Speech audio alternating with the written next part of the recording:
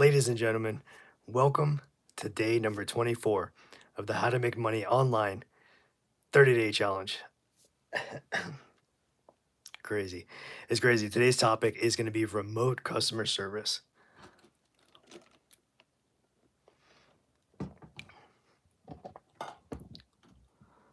How you guys doing out there? How's everybody doing? Doing good. All right.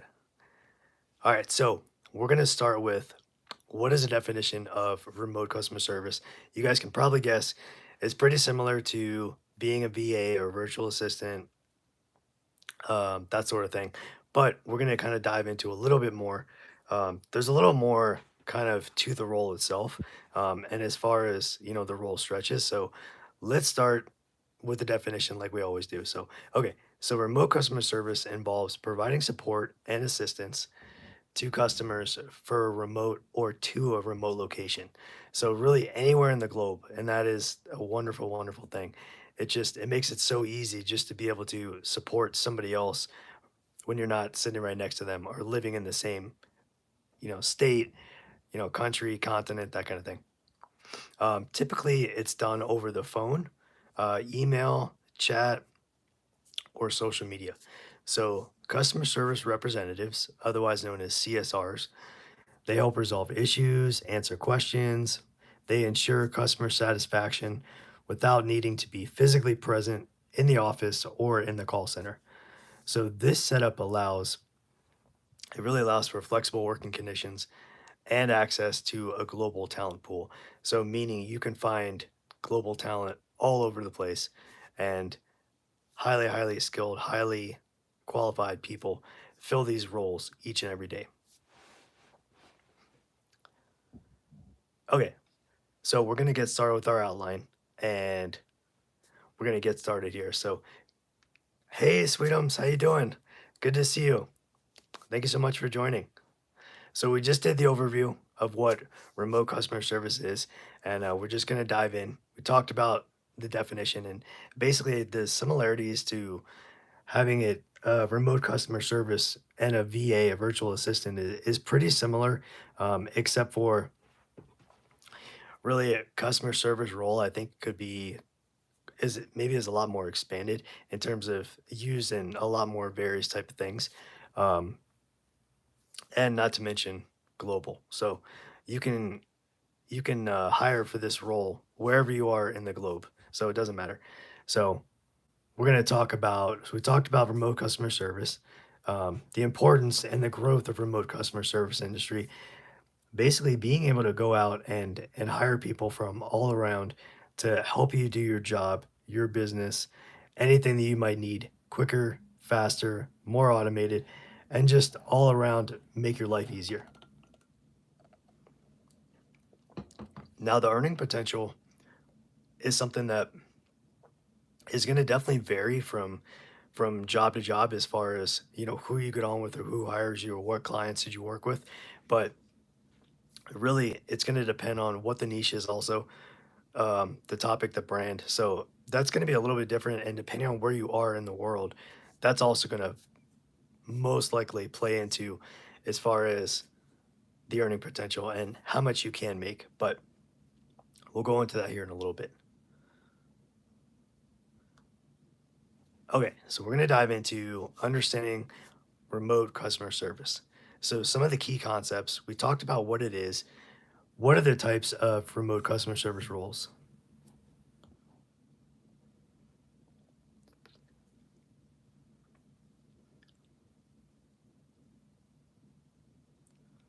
Hey, Sweetums.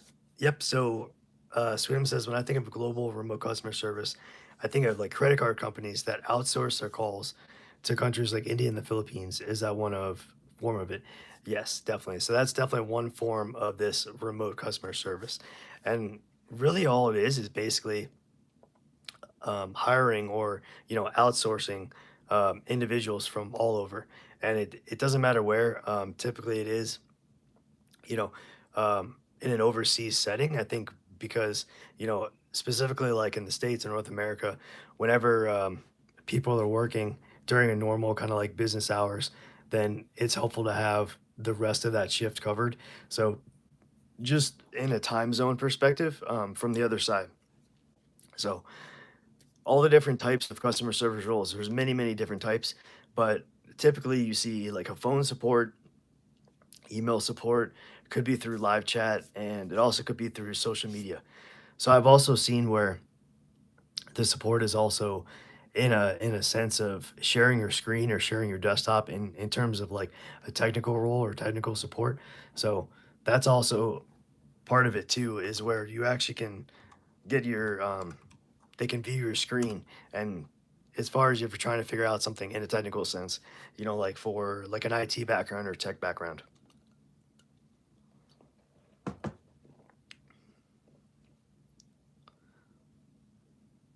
Okay, so let's dive into some of the benefits and some of the challenges. And I think these are pretty clear, when we're talking about, remote customer service. So on the benefit side, it's going to be flexibility, and basically you can work wherever, from wherever, and work-life balance. So it gives you, not only does it give you flexibility, but also because you're working remotely, you don't have to go into an office. Maybe you have a young family, or maybe you have some personal need that you have to stay at home and care for a loved one, or perhaps an animal, something of that sort, and you're able to actually be at home but also do your job at the same time. So that's an incredibly alluring part of being a remote customer service person, remote customer service like agent or representative. And also there's cost savings for the companies. So basically what that means is, hey, Dragon Rider, how you doing? Welcome in. So there's cost savings for the companies, meaning, if you have a bunch of people that are customer service folks that go into the office, they sit in a call center, they're going to take up not just the office space itself, but the electricity. You're going to need to provide, the technology, the computers, all the equipment. You're going to have to provide, so on and so forth. So that basically is, the real estate on top of the technical equipment, the infrastructure to have people there, the office supplies. So having people work remotely, or having them be a remote customer service person, you don't need to provide any of that overhead. It's all, you keep the cost down low, and people still get their job done, and they can still perform and do what they need to do.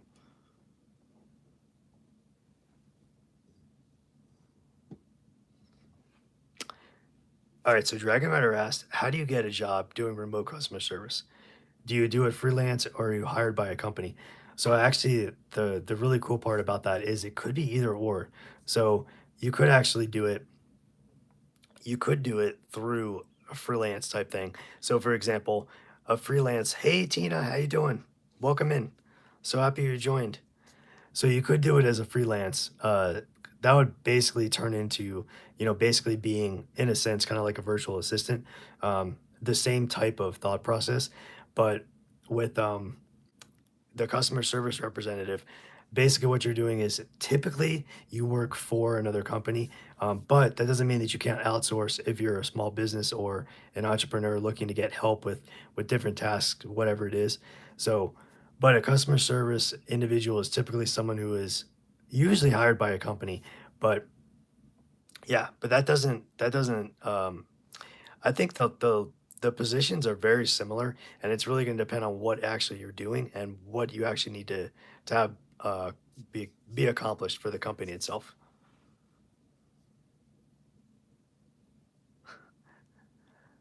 Hey, thank you so much, Tina. We appreciate it. That's awesome. Thank you. I really appreciate your support for jumping in. We'd love to have you.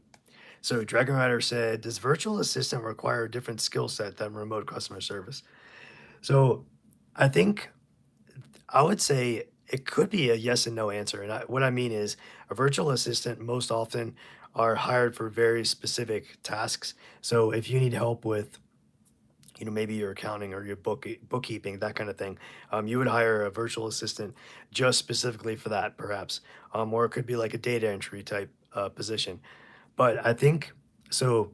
Virtual, in my mind, virtual assistant is more, I think, kind of categorized in terms of, per skill set. It doesn't mean they can't do more than one skill at a time, but usually you kind of hire somebody to be a virtual assistant to do one or two like direct skills, that kind of thing. But for a customer service individual, you're typically doing kind of the same things and you don't really get out of your realm of, usually it's email support, could be computer like tech support, also on the phone, phone support itself. So I think you stay in the general guidelines of a customer service representative, I think is typically in the same um, guidelines of doing the same tasks. Generally speaking, I think instead of really specializing in something outside of, the email support, the phone support, the IT support if that's needed. Um, so that's a good question, but I think they're close. So they're in my mind they're almost kind of like close cousins if you want to think of it that way. In terms of they definitely have a lot of similarities, but there are some I think distinct differences in my mind as far as separating a VA from a customer service representative.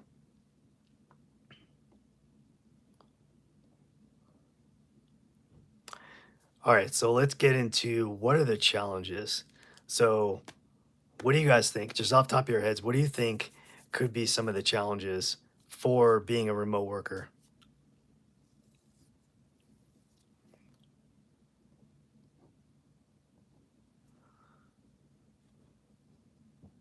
So for the okay, so Sweetums asked, yeah, yeah, it is. It totally is Sweetums, right? It is definitely challenging just as a whole, like for face value, it's definitely challenging for sure.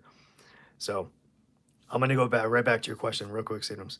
So, yep, definitely time difference, the language barrier, those are both definitely language or communication barrier. Those are both definitely solid. Managing time zones and maintaining productivity. So basically what that means is staying on top of what the work is that you're tasked to do. So if you're going through and you don't have anybody, I don't want to say looking over your shoulder, but typically in an office setting, you kind of have somebody walking around or there's a little bit more accountability, I think, um, with you can actually physically see people. So if you're solo on an island, so to speak, and you're kind of just doing your thing, I think it's a little more of a trust factor when it comes to actually remote work because you could say that you do all this work, but there's got to be some way to actually prove that you're doing some sort of work, whether it's like clocking in and clocking out, or maybe keeping you know track of what you actually do through like a ticketing system, that kind of thing. Um, so Sweetums asked, "Do you need qualifications or certifications for it?" And I would say on a basic answer, I would say you may not need um, like a certification, but I think at the very least, you probably going to want to have some basic customer service experience, maybe in a past job or past role, in addition to just at least somewhat of a knowledge of the basic Microsoft products. So Microsoft Outlook, Microsoft Excel, Word, that kind of thing, and kind of know your way around managing the internet and kind of finding different places you need to go in and as far as email goes, being able to manage email as well, like email communication. So it it really depends on what the company or the brand is, what the need is as far as what tools you might need access to. But I think we can all probably agree that overall, I think there's definitely like certain tools that no doubt you're going to use some way to communicate, email, some way to chat, or whether it be like Google or could be even like Zoom. I've seen that built in. Um, as far as like a screen sharing program, I've seen, you know, I know that some of the IT programs like Dell, IBM, they all have their own kind of like proprietary like screen shares. So that's also something that as a customer service rep, you might have to kind of dig into a little bit and get more familiar with. But yeah, I don't think you necessarily need, I mean, I don't think you would need a degree, that kind of thing, as an absolute mandate in order to do this position. Yeah, Dragon Rider. So I would say if you're gonna do it, if you're not working for a company and you're that so a company would most likely provide you with the equipment as far as like your laptop to start.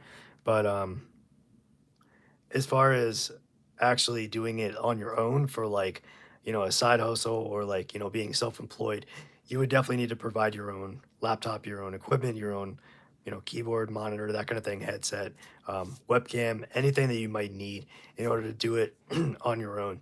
So, oh, Tina, so yeah, you've looked for this position, but it's hard to come by. So where I was gonna mention, the two like the typical places that we think to look is same with like a virtual assistant is Fiverr and Upwork. Do you know where have you looked, or have you I and there's also, not just Fiverr and Upwork, but there's also like LinkedIn. They do job postings on there as well. So you can find customer service roles on LinkedIn, either within your network or outside of your network. Um, and then there's also like the typical places like on an actual when you think about a job marketplace like Indeed.com or like excuse me, or like Monster. Those are places definitely that would also have roles like this that were available.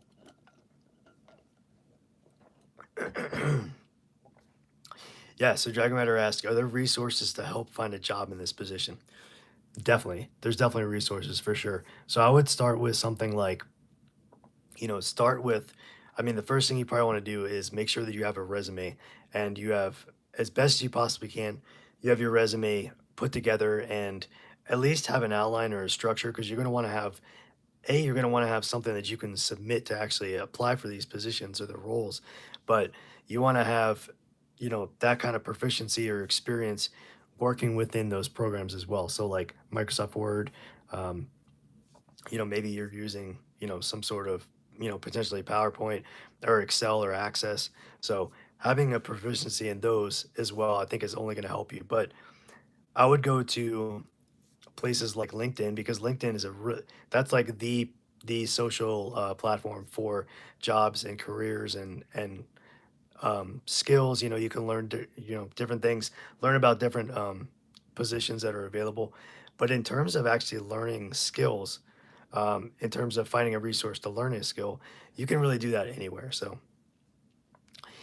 yeah, so if Sweetums asked, what if you're outside the US? So you can absolutely definitely use LinkedIn as well. So if you're outside the US, that would actually be a place that I would start is LinkedIn because it is a global platform. So start with LinkedIn, sign up for an account. It's totally free, and I would say if you start there, then you have a good chance of starting a network. Assuming you already have a job, so if you've already had a job and you kind of connect with coworkers, you can slowly start building out your network or what they call. It's really like connections, but they call it like your network. Um, yep. So there's global people that are from around the world on LinkedIn, so anybody can join. It's free to join. So you just go to LinkedIn.com.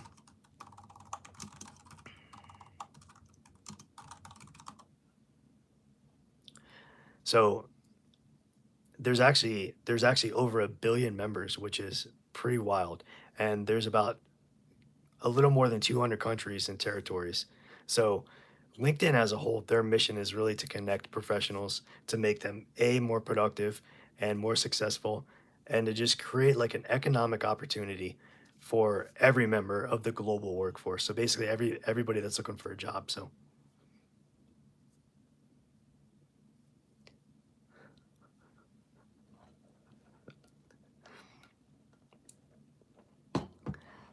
free mind, we're not really sure how that relates to remote customer service, but okay, you do you.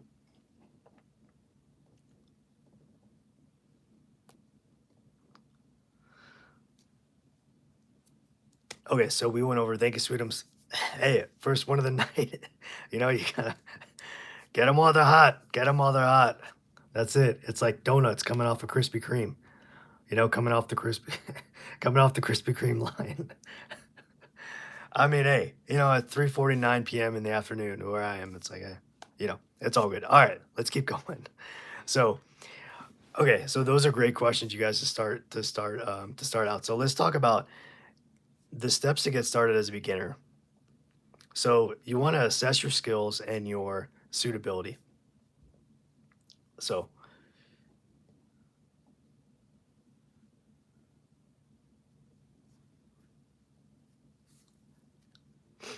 yeah, that's a good question, Sweetums. Yeah, Tina, have you thought about LinkedIn? And I'm guessing, obviously, I'm sure you have. I'm sure you've checked it out before. So we're going to talk about assessing your skills and suitability. So what does that exactly mean? So you want to identify when you're trying to get a job or land a role, excuse me, when you're trying to land a role of a customer service rep, you have to identify what are your essential skills: communication, problem solving, empathy, hard worker, work ethic, that type of thing. Um, and then you kind of want to hone in on those, and then you want to evaluate your technical capabilities. So what does that mean? So maybe perhaps like your typing speed for like a data entry position or your computer literacy. How easy is it for you to navigate around different programs? Can you learn relatively quickly if there's a new program that's out there? Um, so really just your overall technical kind of, what is your technical sense? Like your experience and how do you feel about technology, that kind of thing.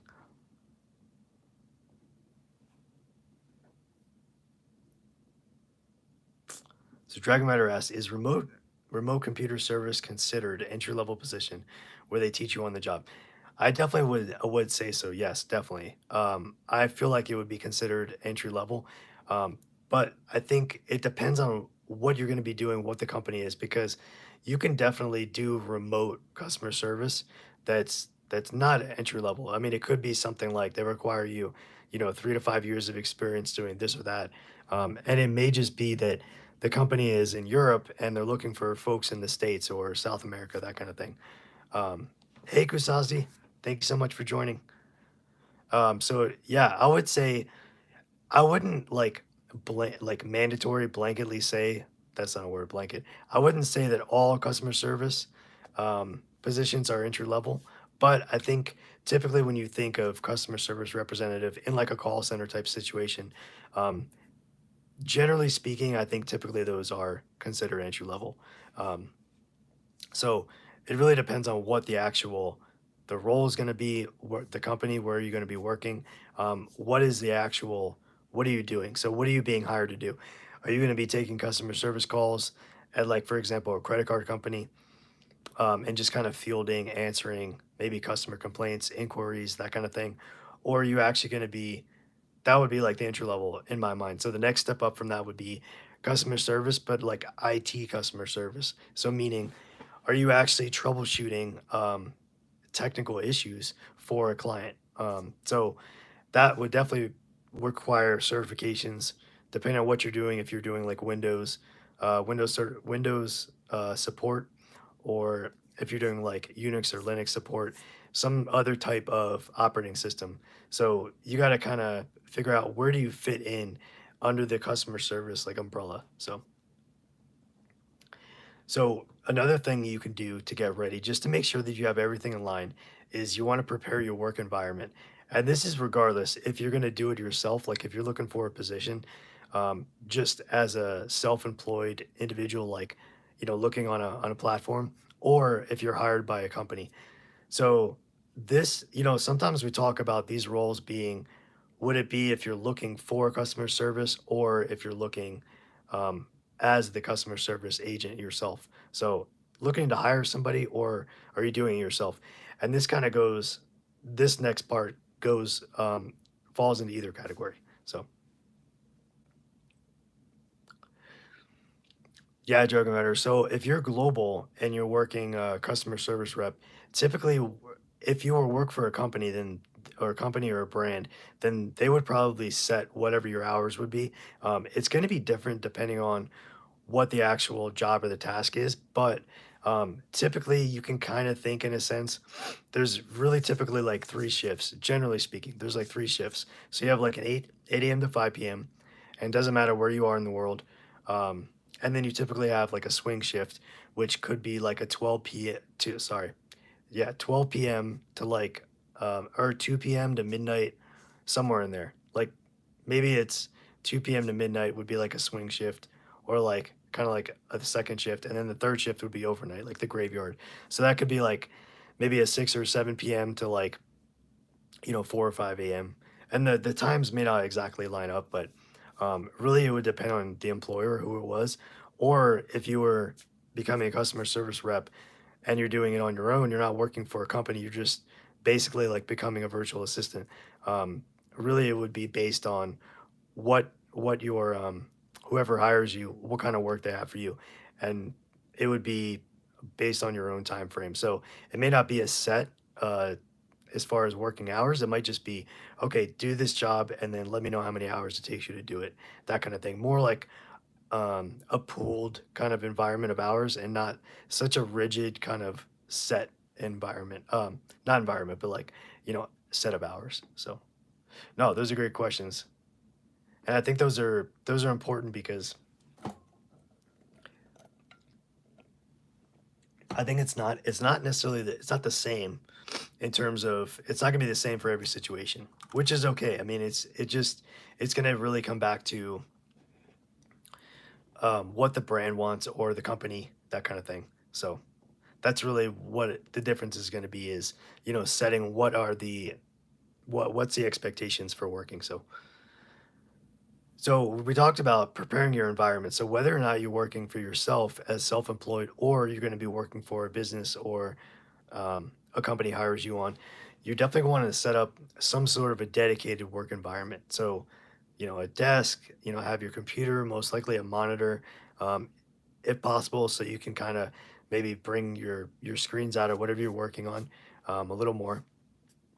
And then maybe even more so important than that is you want to make sure that you have a reliable and steady internet connection and definitely like whatever necessary hardware that you need. So typically that is provided. If you're working for a company, most likely it'll be provided. But if you're doing it on your own as like a side hustle, or you're just looking out to find different clients to work with, then you're gonna have to have this provided by yourself, or you're gonna have to purchase it yourself. So, how you guys doing out there? How's everything sounding so far? Okay, so Sweetums asked, what is the pay like? What would it be easier? Would it be one of the easier side hustles because it's immediate, steady income? Yeah, those are two great questions and the points. So the pay is definitely going to vary. I think it's going to vary not only where you are located physically, but it's also going to vary how long you work.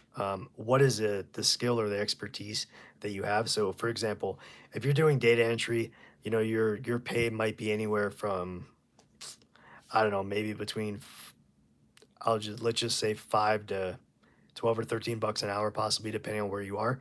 But if you're doing IT support where you're actually troubleshooting, you know, computers, desktops, servers, that type of thing, that might jump up to 15 to $25 an hour, possibly, depending on where you are. So it's really gonna, so location is gonna determine that.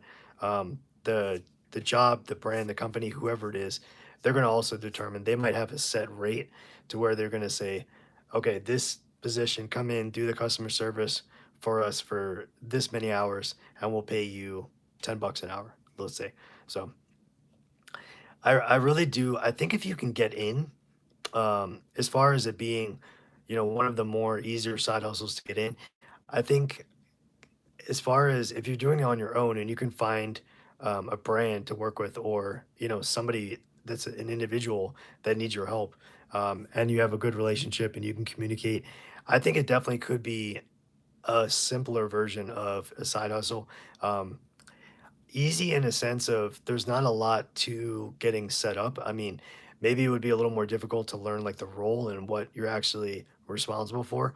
But in terms of, I think finding the client, finding the company is going to be the most difficult part as far as they're out there, but is it going to pay you what you are worthy, worth. So I think that's kind of the gray area there. So there's probably a lot of opportunities out there, but what's the pay like? I mean, how, I guess I don't want to use the term desperate, but how flexible are you with the pay?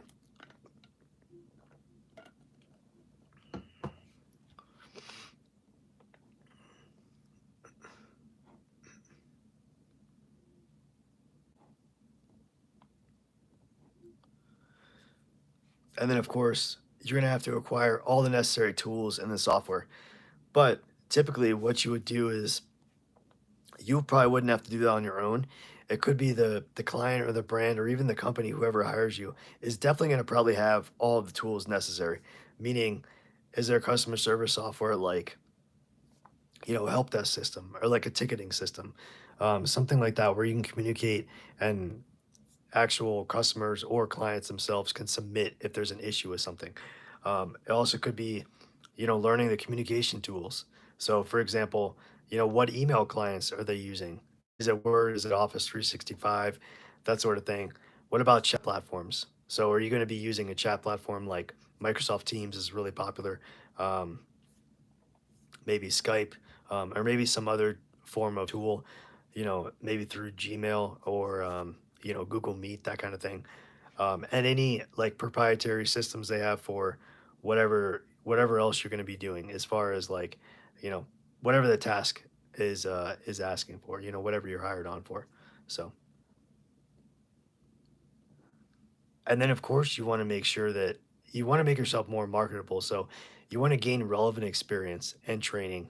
So it doesn't mean that you can be ready for every position that comes available at every time, because there's a good chance or high likelihood that they're going to have different types of um, I think expectations when it comes to what you're actually be doing as far as the skills that are required.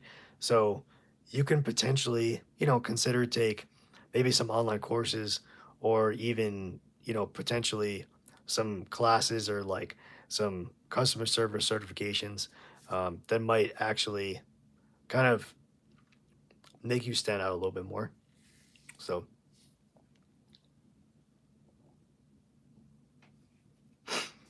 okay, so Kusasti asked, how do you learn to handle difficult customers? Is that something you learn on the job? So that's an interesting one because I think it starts, I think, internally with the individual who is hired. You have to figure out how you can learn to not, I think, take things personally and not let it affect you as much as possible, because it's more of somebody is upset or angry at the situation and not you as a person, as a human being. So what I would do is definitely ask for seek advice from your team if you have a team around you, or if you have a supervisor or manager. Maybe reach out to them and see if there's any tips or any kind of um, knowledge that they could transfer or pass on to you when dealing with somebody who's difficult. But I would say stepping back and not letting them get to you as best you possibly can. Um, if you're someone who I think gets a little bit worked up or frustrated or overwhelmed, then maybe you just take a minute, say you'll be right back on the phone if you're able to, and just kind of take a moment to collect yourself and then come back and kind of assess the situation and be able to approach it with, somewhat of a level head and try to take the emotion out of it so it's not like affecting you personally. So, but I do think you can learn that on the job for sure. I think that is a skill that you can learn. And of course, as you gain more experience and more exposure to dealing with customers that may be a little more difficult or challenging, I think you kind of learn little tips and tricks along the way that you can pull from, as you go along. So,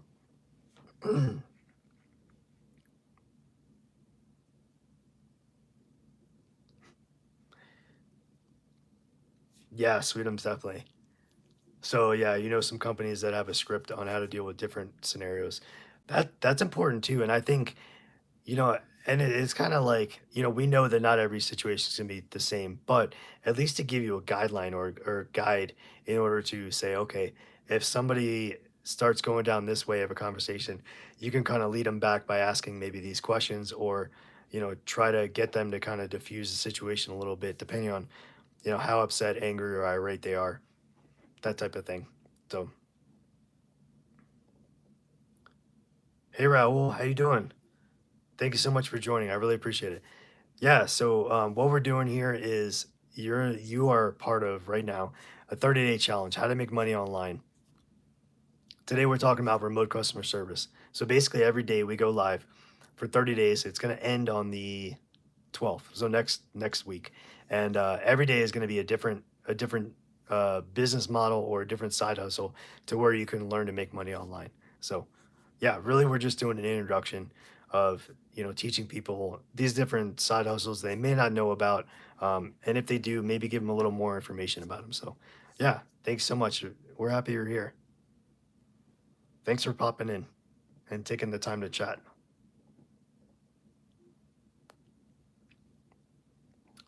So another thing you can do is, and this might help too, is thank you, Sweetums, appreciate it.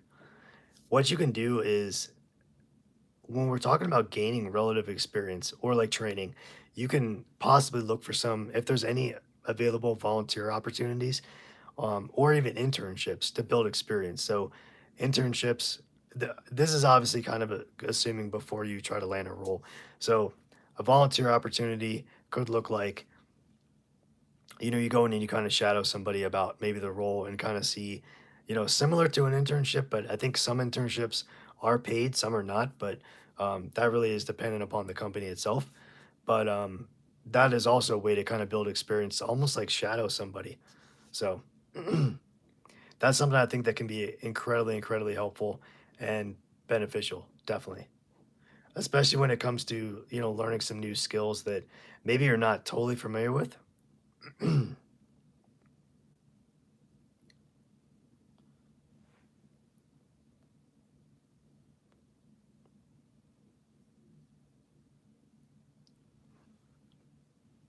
Yeah, that is a great point, Dragon Rider. Definitely using AI to make your own scripts. I mean, that's an excellent idea because basically what you can do is you can take it and you can kind of adapt them. So maybe create one kind of generic script and then adapt it for each situation that you kind of come across because you're not really sure what you're going to be facing until something actually happens, right? So, yeah, that's true. I mean, I definitely know a lot of people that do not, and myself included, do not like confrontation. And it's one of those things where you have to, some people are just built with it. So that they're just like, they just have it, right? And being able to naturally diffuse a confrontation or like a conflict and kind of bring it down and be able to lower the energy and lower the individual who's amped up or like, kind of, I guess, hyper. It's something that not everybody can do, and it's difficult when you're in that situation, especially if you're at a job and you're trying to make money, you're trying to do the best you can, but you're like, "Oh, I don't this person's really difficult. I don't know what to do," that kind of thing.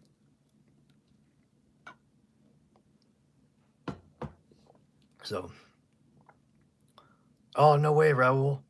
That's awesome. You started your own SMMA. So is that social media marketing agency? And you did your first cold call to that in the US business, and today was not that great day. Can you give me some tips?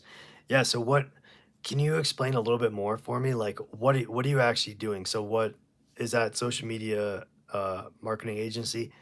What are you trying to, I guess, do a cold call for? So what is your goal, or what are you trying to accomplish with doing a cold call?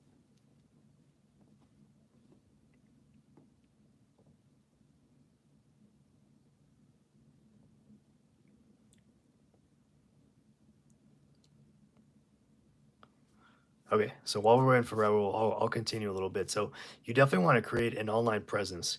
So it has to be professional. You want something that not only highlights your skills and validate any certifications you might have or any previous job experience.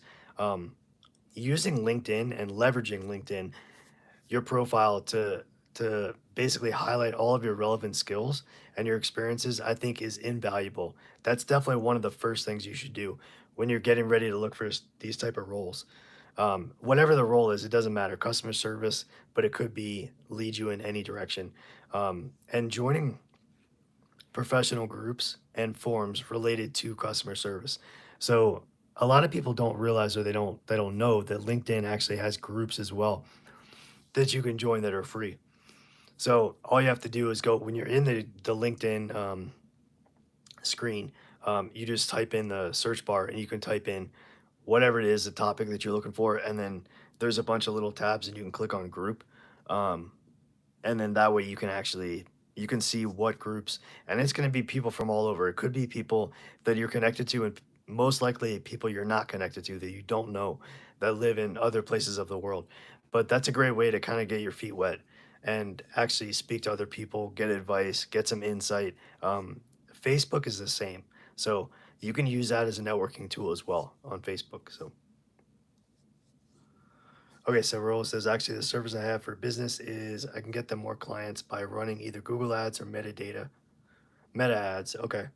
And I can even provide other kind of services that are in digital marketing. Okay, so you're basically looking, you're running, you want to run ads for businesses or for individual people, that kind of thing. So in terms of that, I mean, have you joined? What type of? Are you just starting out as far as like you don't have any clients? What kind of experience do you have doing this?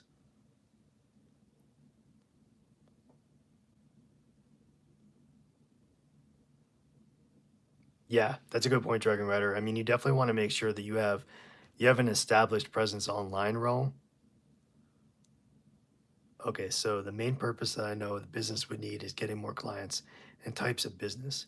I reached out to what was a remodeling business. Okay, so I think if it's going to be difficult, to be honest, like in my opinion, to cold call businesses if you don't have some sort of presence online that you can prove, okay, this is my experience. Here's my credentials that I have.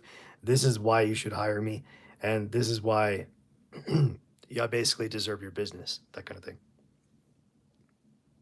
Okay.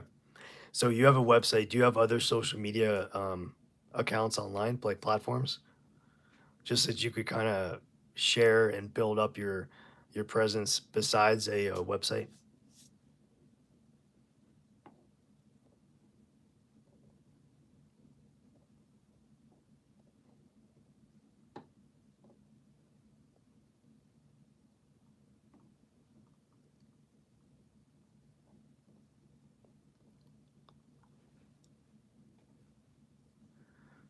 Okay, so while we're waiting for that, we're gonna move into applying for remote customer service positions. So definitely search job openings. Like there's job boards, like Indeed, remote.co. There's another one called We Work Remotely. Um, so you can take a look at those job boards and see if there's anything that might fit your skill set. And you definitely want to tailor your resume and your cover letter if you don't have one to emphasize your suitability or your experience for remote work specifically. So, and then of course, as you prepare to find a job, whether it be through an employer or an actual, if you're doing it on your own, as like a side hustle or a solo self-employed individual, you definitely want to prepare for that job interview of a sense. So if it's doing a one-on-one, finding clients, it's going to be the same type of thing where it may not be for a company itself, but you have to sell yourself. You have to basically prove, okay, this is what I've done. This is why you should hire me for this specific task. And here's where I can back up. So I can back up what I do. So that sort of thing. So you need to make it very clear, basically, what it is that you do, what you can bring to the table, why should people hire you, and why are you different, or why should they choose you over somebody else? So,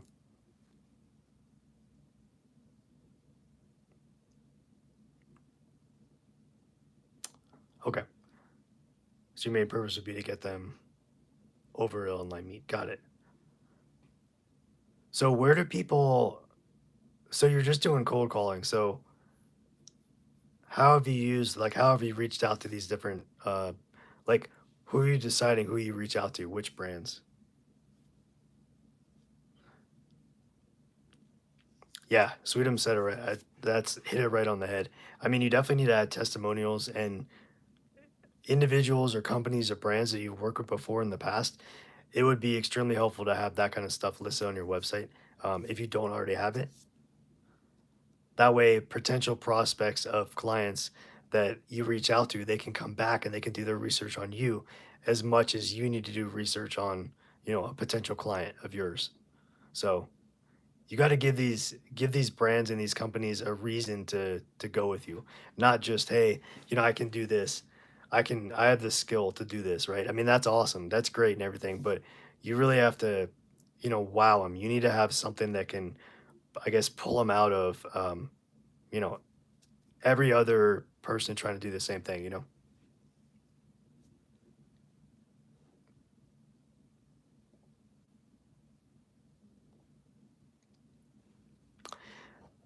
Yeah, good point, Dragon Matter. I would definitely offer your services in many different ways. And I'm definitely I'm the last person that would try to discourage anybody. I don't know how cold calling necessarily would work. Maybe in a sense if you're just starting out. So maybe as far as like building up a reputation first, and then try to do some cold calling once you have some clients under your belt.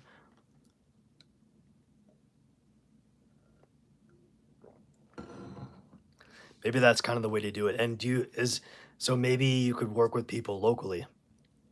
Is there anybody locally that you would possibly reach out to instead of trying to find people in the States? And I'm not saying, I'm not discouraging you from continuing however you can to market yourself because I think that's excellent. I mean, you're doing the right thing by taking risks and chances and trying to reach out to these different companies and brands. But um, I think maybe as long as you have, more of like the back end, like the website all put together, you have your socials put together, and then you have ways to basically provide evidence that you have successfully done what you say you're going to do. So running Google ads, running Facebook ads, that kind of thing. Um, you need to do it for a couple of clients first before you can reach out. And this is my opinion. Before you can reach out and people are going to actually want to work with you, you know?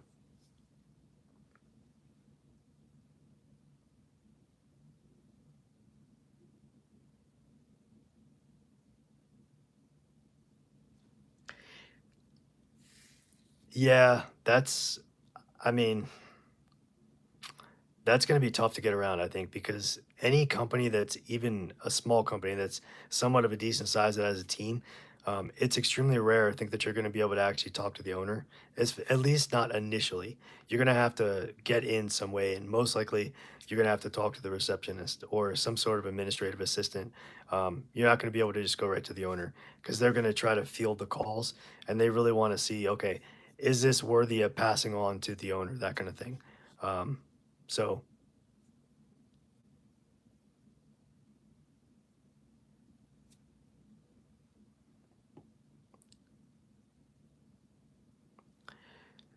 yeah, it's difficult these days as far as cold calling, not just cold calling in the state that you're in, but across the country, let alone across the world.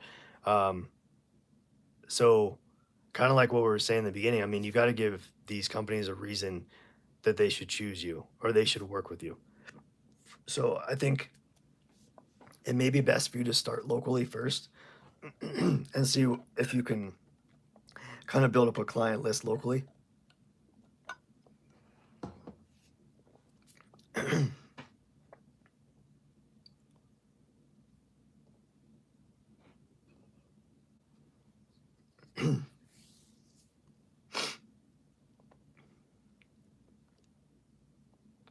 And this part of the conversation actually kind of leads into, preparing for the job interview. So you basically want to practice your customer service not only on a potential client, but also on, potential brand that you might be talking to. So you have to do it for yourself. So basically, you have to also be on the receiving end of the customer service side, but also you have to be the one to ask questions as well, because you're basically interviewing each other.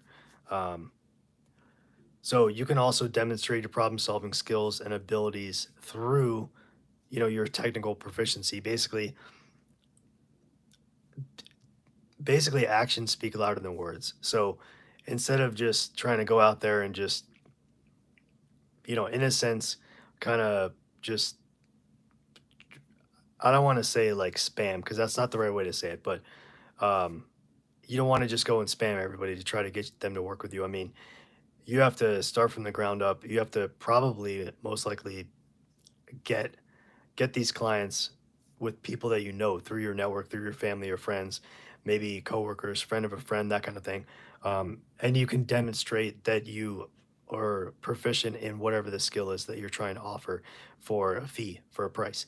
So I think it's less about talking about it and more about showing.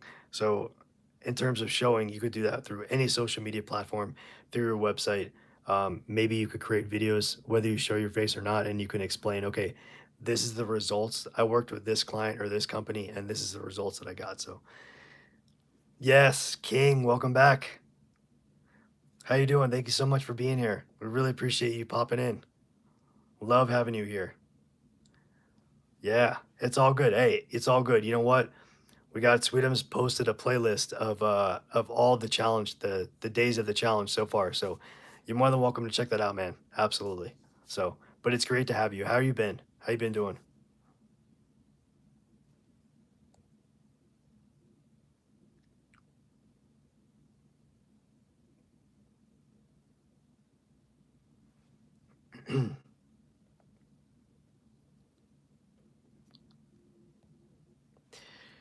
All right, King. So you're in today. We're at day 24. Remote customer service is today's topic. So thank you, Sweetums. I appreciate it. Oh man, how did you do on those exams, King?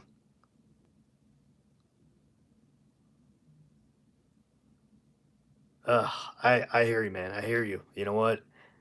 It you know we're here. We're here for you to help support you or encourage you, whatever you need.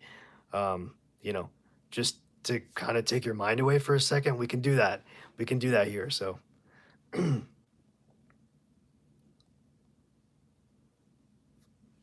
Rahul, yeah, definitely. Yep, talking about testimonials. Worked with a company before 6 months back. Decided to summer around.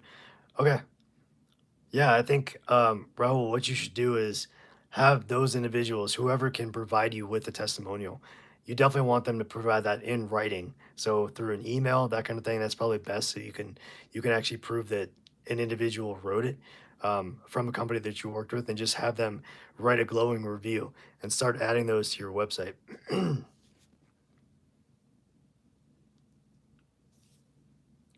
And make sure you list, obviously, if you want to keep some privacy, you can list maybe the person's first name and then what their title is at the company, so they actually know that, okay, they can find a person with the name Jonathan, and they're this manager or whatever. Somebody that is qualified to basically leave a testimonial, that worked with you, one on one, that kind of thing.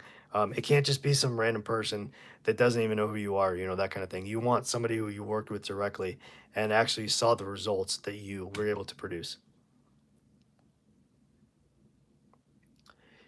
Yep, I totally agree. Sweetums, definitely social proof. So buffering, building up, bolstering your social media presence, and just organically, building that kind of connection, reaching out, and you know, instead of like kind of approaching it in a sense of, hey, I'm just gonna call you, I'm gonna reach out to you, um, maybe find out, instead of just throwing it all at their feet, maybe find out if there's certain needs that they need. Is there needs or there obstacles or there problems that you need to be solved, that kind of thing. So yeah. So next up is going to be starting a remote service job. So you definitely want to, once you get in and you get hired, this is kind of like, kind of the final step as far as getting in. So you definitely want to familiarize yourself with all the company policies and the procedures. Participate in any kind of onboarding or training that they may have, because that's definitely going to help you learn faster, cut the learning curve, and be able to actually participate and start actually providing help. And you can benefit the team or whatever you're doing as far as whatever task you're completing. So um, and then establishing a routine is super, super important to maintain productivity and make sure that your work-life balance is definitely in check too. So, because that's also a really important thing. So,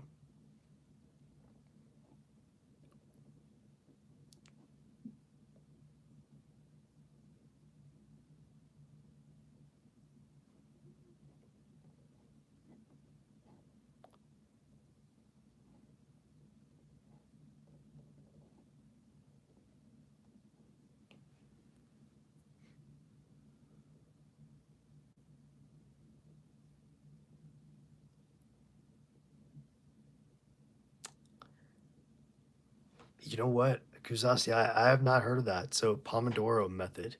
Yeah, what is that? What's a Pomodoro method? Thank you for sharing that. I've never actually never heard of it. I don't know if anybody else has anybody heard that on here on the live chat?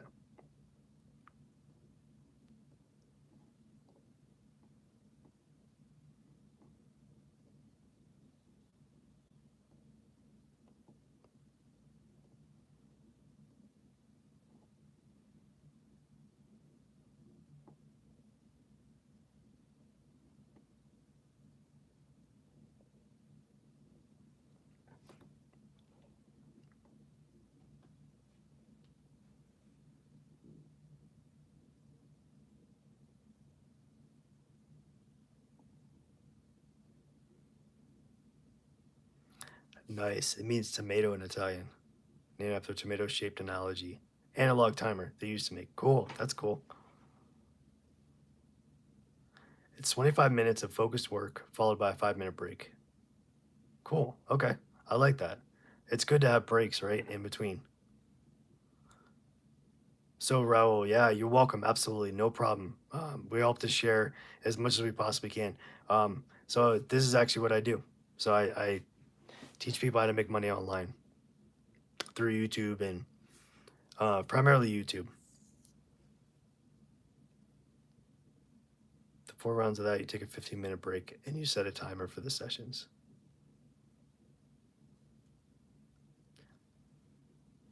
I like that. That's very structured. It seems like it's very organized too. And you set a timer and you get it going as far as like, okay, you put everything you need to do to be productive in that chunk of time.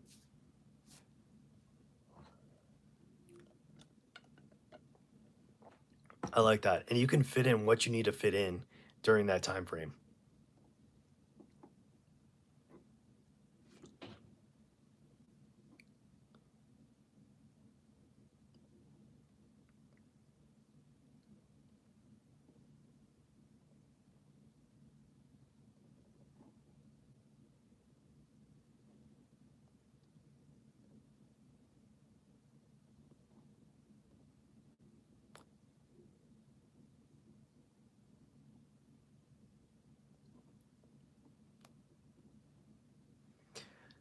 So even you're going to work on something unpleasant, you can say, okay, yep, it only lasts 25 minutes. Yeah, I like that. I like that too. That's something I think that is it allows for more of a I think you're kind of separating yourself from like this negative connotation of, oh, I got this busy work for that I have to do, or it's tedious or whatever, it's boring, but it's okay. I just have to do it for 25 minutes and then, I can move on to something else. I like that. Kind of like compartmentalizing like whatever your task that you have to do for that chunk of time, whether it's good, bad, or other, being able to actually like separate that. So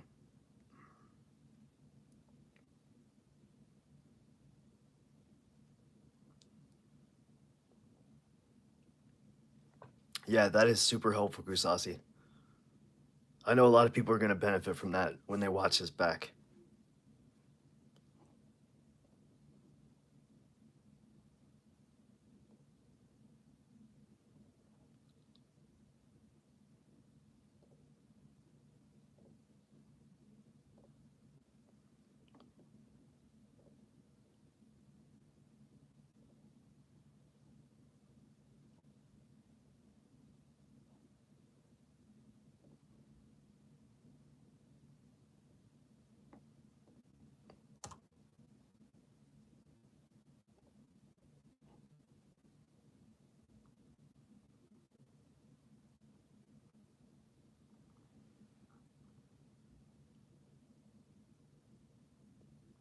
That's cool. So that's like a double win because you're forced.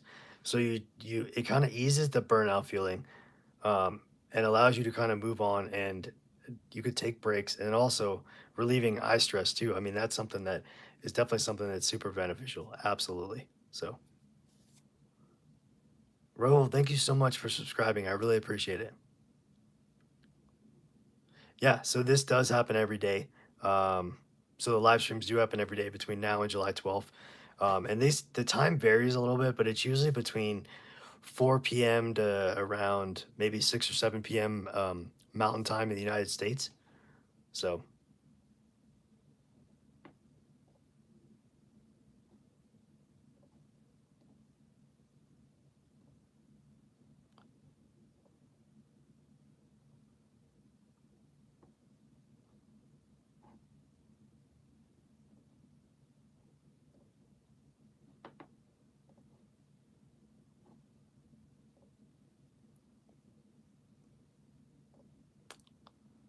Yeah, that was really great. Thank you so much for sharing. I appreciate that. I think that's gonna help definitely, especially get people in this mindset of um, being able to tackle difficult things or things that may be a little more, I think, mundane as far as like the tasks go.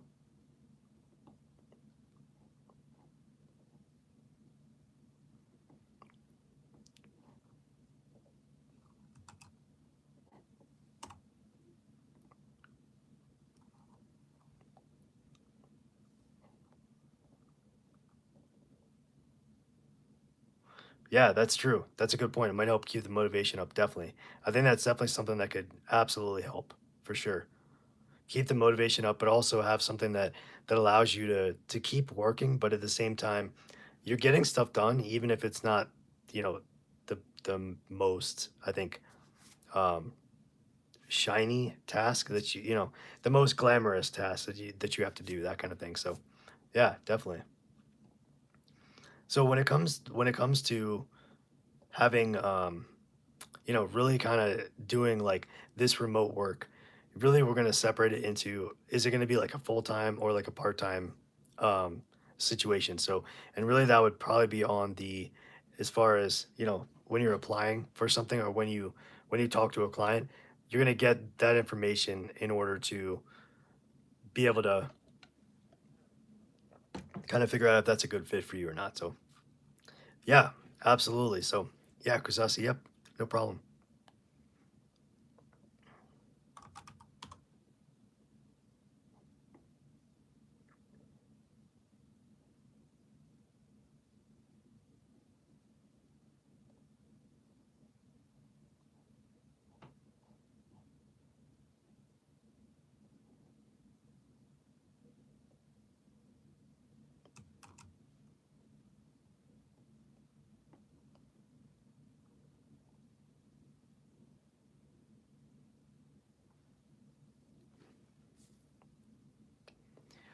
Okay, so the question Kusasi has is, do you have to learn the country's style of banter to build rapport? So I don't think that's necessarily 100% necessary. I think that might be a nice bonus in order to, you know, learn about the culture, be able to relate. Hey, Keto Magic Kitchen, how you doing? Thank you so much for popping in. So I think you might have to. I think it's not something that's absolutely mandatory, but I think it would definitely build a sense of connection, to the culture, to the people. I think it's probably in your best interest to learn as much as you possibly can about um, not only just like work ethic of the surrounding country, wherever you're working, but also, some of the customs, familiarize yourself with, you know, how you know, work or tasks get done there. And just to see if it's different than what you're used to. But I think any way you can immerse yourself in the culture and the people and learning, take the time to respect the culture, the people, and, your surroundings basically, because obviously you're working remotely. So I think it's a matter of building that the camaraderie, the rapport, but also I think there's a level of respect that you kind of bring when you make an effort to learn about, the different culture. So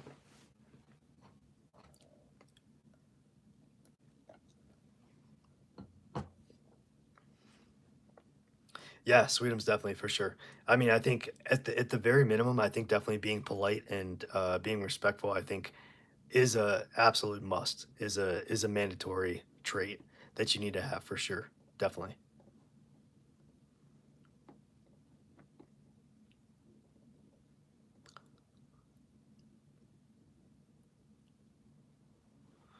So we're going to dive into, it's a little bit more of, when we're talking about making money with customer service, there's a couple different subcategories that we're talking about. So um, it's going to be full-time employment, which basically means, securing a full-time position, working for a company that offers remote customer service roles. That's more of like a general kind of like what people think of, excuse me, when you think about a customer service role. Now there's part-time or there's freelance work, which is kind of what we're talking about, doing it on your own, taking on part-time or freelance projects to supplement income, to bring in some income on the side and maybe supplement what you're already doing, in addition to like if you have a stable kind of job. Then there's specialized customer service. So basically, authorizing, you're offering specialized support services in niche markets, whether it be tech support or financial support, or even something like social media support. That's really big these days. So, and then finally, customer service consulting.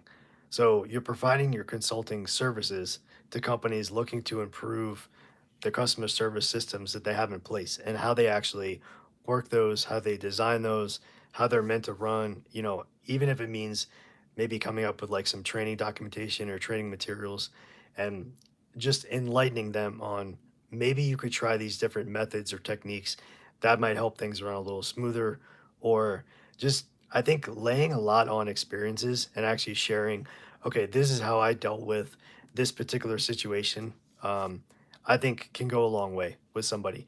And whether or not the experience is going to be the exact same, most likely it's not, but you can definitely have some sort of guidelines to kind of follow, and that way you can use that to your advantage. So,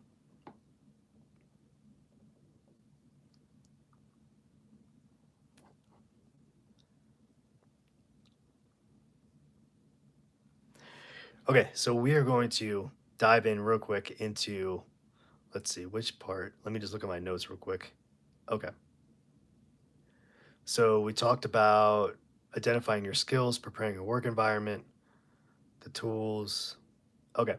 So when you want to gain relevant experience in training, where do you guys think, just in general, like where do you think you would recommend go, or where would you guys go to learn or to gain some experience or to gain training? Definitely like in a general sense. So any ideas of where you might go, as far as on the internet, what sites you might go to?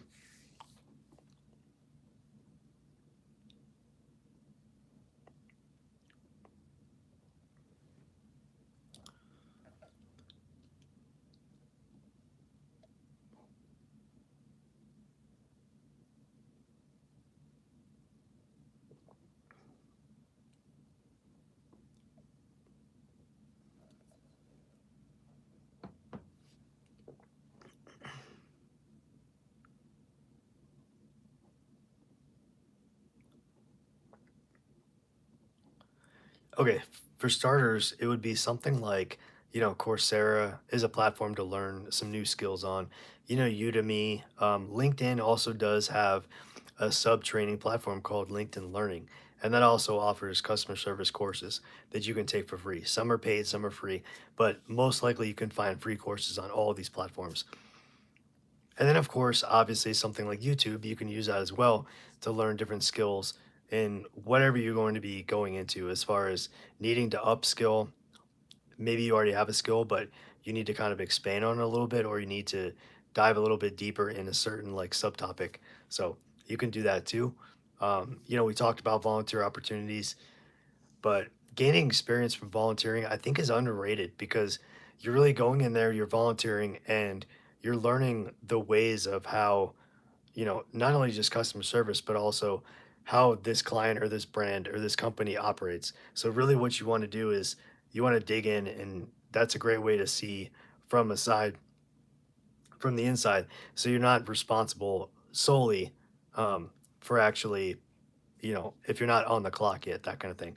So, and then, of course, internships, those are also a great idea in order to learn. That's a good avenue to learn. So they provide hands on experience and they also are really solely, a lot of them kind of center around customer service as a base, as a foundation. So, okay, so we talked about creating an online presence. So obviously on your LinkedIn profile, that would be number one for me would be creating a LinkedIn profile. You definitely want to have that for sure and have that updated because you can go through and you can actually add your skills at the very bottom of your profile. You can add individual skills, and that's something that I think is a must have because people that are in your network or they're connected to you, they can actually go through and they can validate or they can confirm these skills are valid. So you actually, whether it's project management, certain IT skills, that kind of thing, it could be customer service skills or communication skills, whatever it is, there's thousands of skills that you can have people come in and validate and basically give a thumbs up saying, yep, this person, I know that this person is proficient in these skills. So,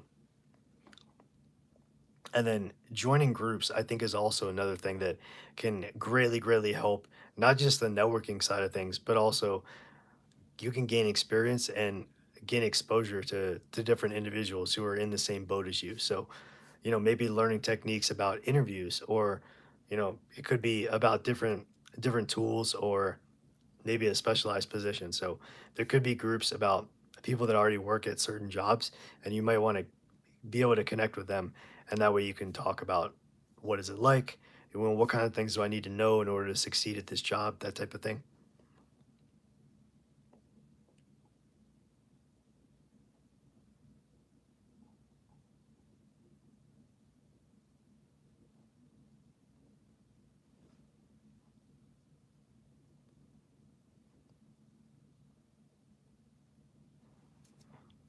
Okay, so next we're going to go into some general common questions that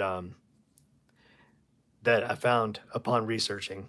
So some of these we've kind of answered a little bit, and these are just kind of more of like a general sense. So, um, we talked about how much we can earn in remote customer service as a remote customer service representative. Earnings definitely vary by role. We kind of mentioned that, experience and whatever the company is, but typically the range would be anywhere from probably 10 to maybe $25 an hour, somewhere in there, depending on what you're actually doing. Um, and do you need previous experience in order to start? And experience is beneficial, but it's definitely not always required.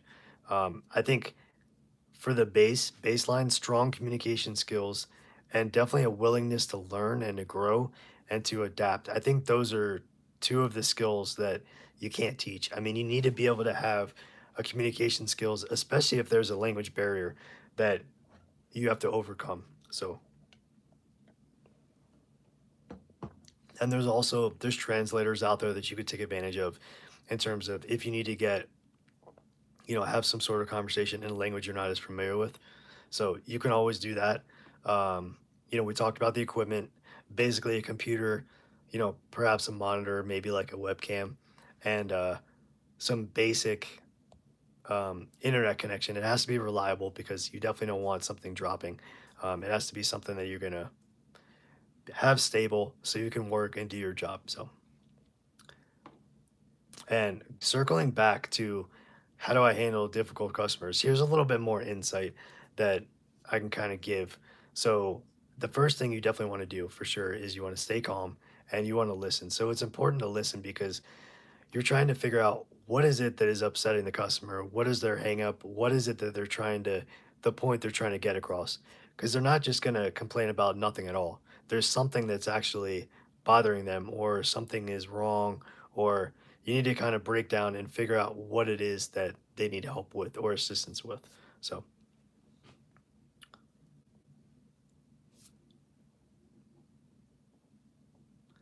also, it's definitely important, I mean, to be able to empathize with their concerns, you have to almost put yourself in their shoes and say, okay, I would be frustrated with this, I would be upset.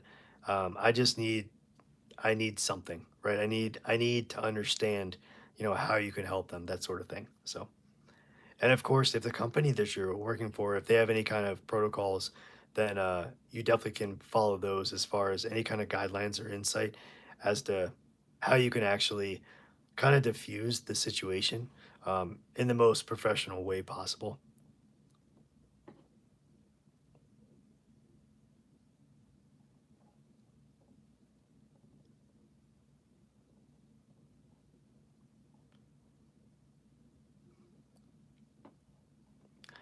How you guys doing out there? Does anybody else have any extra questions specifically about customer service and the customer service role?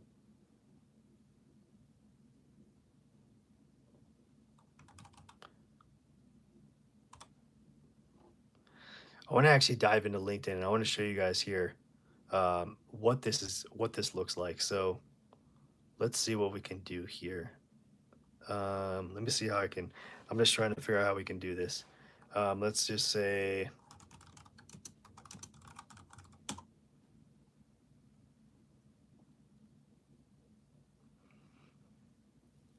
Okay, I'm gonna flip this around and we're gonna dive into LinkedIn here real quick because I want to show you guys it's such a great resource, such a great tool that we can use.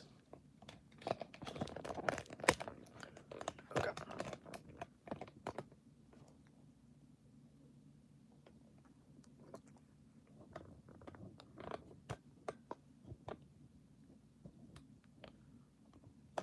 Okay.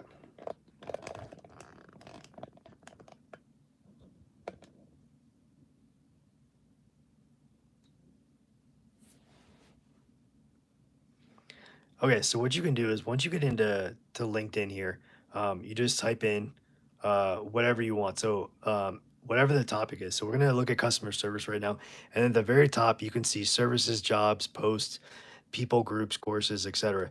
So you can click on courses here, and what it's gonna do is it's gonna take you to these different courses. So it's gonna tell you if um, the courses are free or if they cost anything. So if you go over here to level, you can hit beginner right here and you can hit show results. So you can actually go through and you can see all the different courses that are offered. And this is based on customer service. So we talked about customer service as a keyword, and you can actually go through and these are all courses that are provided from LinkedIn. So part of LinkedIn learning. And this is all free. This is all free courses here.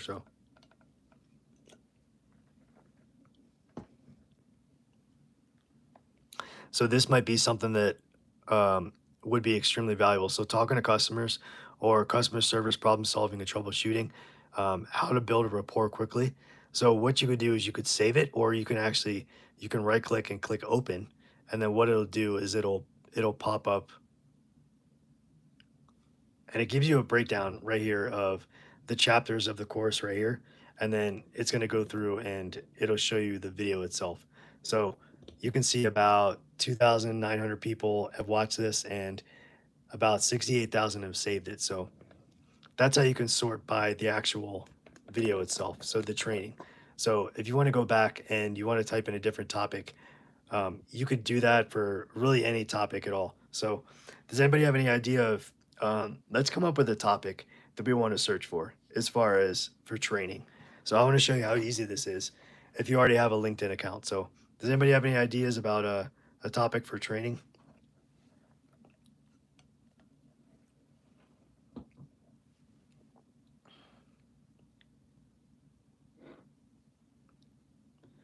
How about let's do like bookkeeping. So, let's do that. So, bookkeeping. We'll do bookkeeping right here. And then you can click this off so it'll show you all the results. So you can really type in any kind of keyword you want up here. So we typed in bookkeeping. So if you go down, it's going to give you right here 10 results. And these are all courses for the keyword bookkeeping. So if you wanted to go, it tells you basically what the course is, how long it is, who's it's by, and then when it was released. So some of these are definitely been around for a little while, but the material and the fundamentals that they teach you in these courses, not only because it's free, but also is something that it'll stand the test of time. So you can also sort by how long it takes to complete. So if you want to do a really quick course in less than 10 minutes, you can click this and you can show the results on that. Or if you want something that's like 3 hours plus, you could go through and you can click on that. So, and if we wanted to see what courses are 3 hours, okay, no results are found. So let's go back here and let's do show results. Okay. So here's all the different results. So once you go in, could be, how about this freelancing tips? Let's click on that. So see it, you can start learning this basically for 24 hours. So it goes through and it gives you all of the outline right here for all the topics they're going to cover, and it tells you how long. So you really have a realistic expectation of how long you're going to be learning for. So, and then it has that over there, and then it has a video right here. So you can actually go through, and then down here there's some Q&A. Other people might have asked questions, and there's also a transcript. So if you wanted to follow along, you could actually follow along down here as the video is playing. So you can also search in the transcript. Maybe you want to type in the word, let's see, like budget, and let's see. Okay, so that doesn't show up, but if you wanted to type in business, so then you could jump to any keyword that says business, and it'll even tell you down here about what the timestamp is. So about 11 seconds, 27 seconds, and so forth, that you can see where these are. So let's go back. So we're going to go back, and then, so if you didn't want to, if you wanted to find, something other than bookkeeping, let's just say, let's make it a little more general and say accounting. So we can do accounting, and then if you didn't want to do this, you could actually go and instead of courses, you can click on groups right here. So it's going to tell you this is how you can find all the different groups.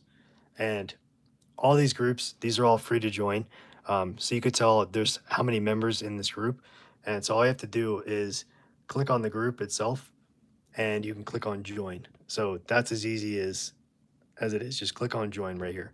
So you can scroll and you can see a description right here of what the group looks like, what the group is a part of, what basically like what the group is for.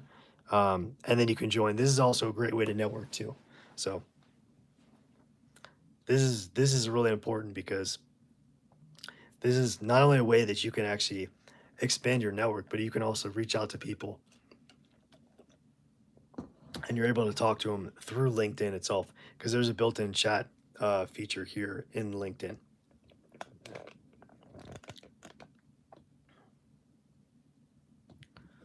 Okay, so does anybody have any questions on the LinkedIn learning piece of it? So we can actually go through and we can see, if you take a look, we can search for a different group or find something, a different, different style. So we can go, if you don't want to look for a group, you can actually go down here and you could find companies that have to do with accounting, products, services. So even events, if you want to look at events, so you can click on events and it's going to sort by anything that has to do with accounting and it's going to give you a group. So, and it's going to tell you, is it online, is it in person, and who is promoting it, and then when the group is. So you can actually scroll down, you can find out whatever group you like or event, whatever event, if something stands out. So let's just say maybe electronics. And then it gives you, there's virtual job fairs here too. So it tells you what it is. So the title of it, what it is, a career job fair. And it's going to tell you the time and then it's going to tell you who's putting it on. So down here, Career Club, that's who's putting it on. So they also have master classes you can see up here. So all you have to do is scroll down. And if you like one of these, just click on it and it's going to give you more information. So it'll provide all the information you need in order to decide whether you want to attend or not. So it's a master class. This one is developing, prototyping, and industrialization. And that one's June 26th. So this is already passed, but it basically gives you the meeting link right here. So that's something you can do if you want to attend like an online webinar. So let's just say school. So you can take a look at the different schools that are available for electronics or whatever topic you want to type in. So let's just say, how about, let's do customer service and let's see what that, because that's what today's topic is. Okay, so there's actually a lot of schools here. So it'll tell you where the school is, if it's in person or if it's online. So you have Computer Systems Institute, you have Growth Institute, Dale Carnegie Training, HubSpot Academy, which is really cool because this seems like this is a online school. So a lot of these seem like they're online. So if you wanted to go and maybe you wanted to find something else, so you're saying, okay, well, let me look for a job that has to do with customer service. So this is a job board in itself that's built into LinkedIn and it's totally free. So all you'd have to do is go up here and you can type in whatever keyword you want to type in. So these are all about customer service. So it'll give you different, here's a customer service support specialist, and it tells you the area that it's in. So service technician and so forth. So anything with this word in it. So let's say, does anybody have any ideas? What type of job do you want? Should we search for to see if they have a listing in here? So anybody have any ideas?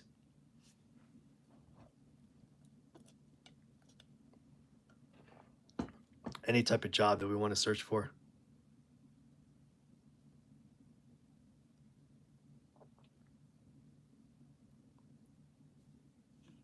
Okay, let's do, how about we do remote, let's type in remote, how about remote developer? How about that? So we'll type in remote developer, and basically it's going to compile all of the remote developer positions here. So this is something we're going to want to look into, and over here it's going to tell you, okay, here is the actual job. So let's click on, how about this one? So it'll tell you all the information about the job itself. So it tells you the job title, it tells you what the salary is per year, and it tells you about how big the company is. So there's about 10,000 employees here, and you can apply for the job directly through LinkedIn, which is incredibly useful. I mean, and it's so beneficial too because you're really just you're applying, right straight through LinkedIn. So then what you can even do is you can scroll down. You can sort here by date posted. If you want it to be any time, maybe you want it within the last week. So let's do within the last week. Anything that's posted. So these are definitely going to be a lot of new positions.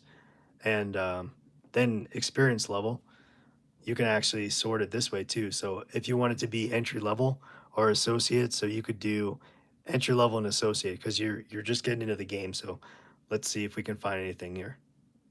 So that way you can sort here and it's going to tell you exactly, and it'll let you know, okay, this is a remote position, remote, remote. Um, and then you can even sort by salary if you want. So there's a lot of filters that you can go down and you can actually select what kind of filter you want to use as far as salary goes. So remote, you want to do remote itself, or do you want to work on site? So if you want to do solely remote, we're going to filter by that. So um, this way, everybody, thank you so much for joining. We're here in LinkedIn Learning, and this is LinkedIn's job posting site. So we're just demonstrating how easy it is to find a job through LinkedIn.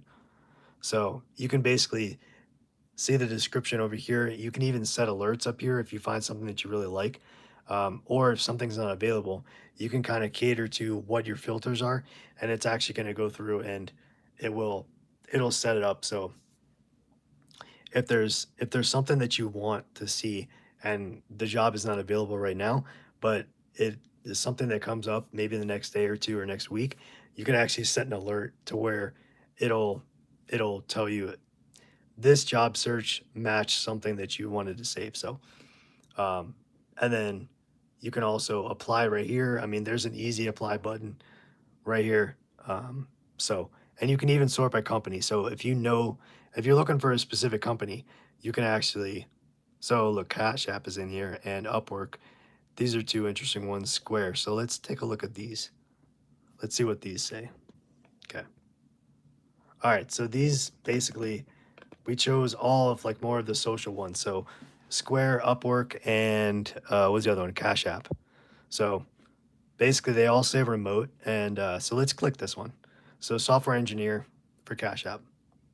So the company itself, it tells us the breakdown. So this position is based out of Jackson, California, and there's over 100 applicants. It actually tells you how many people have applied, which is pretty awesome because it gives you an idea of, okay, what does the job pool look like for this particular job? So it tells you some skills that you might need when applying for this job.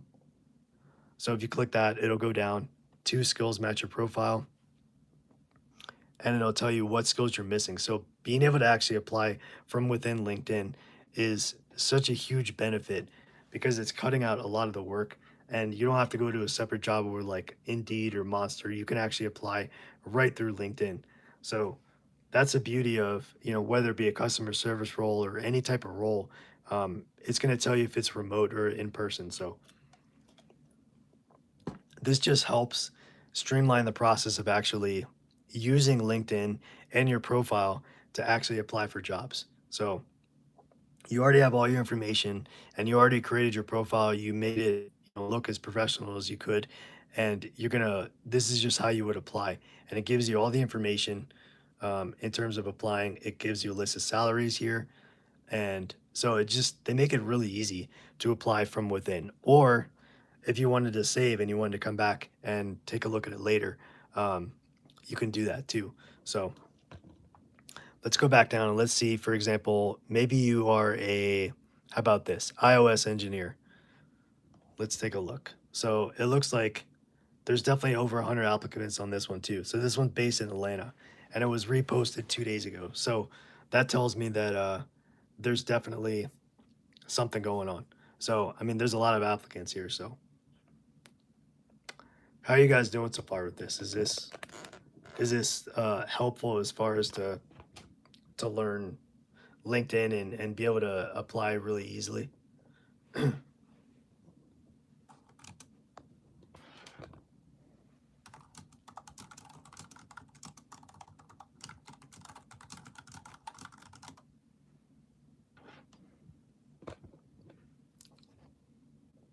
Okay, I'm gonna flip this back around so you guys can see.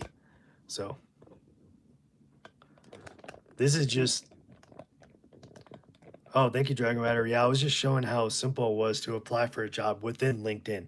So this is LinkedIn, their job board. So you can go through and you can actually search for whatever the position is up here.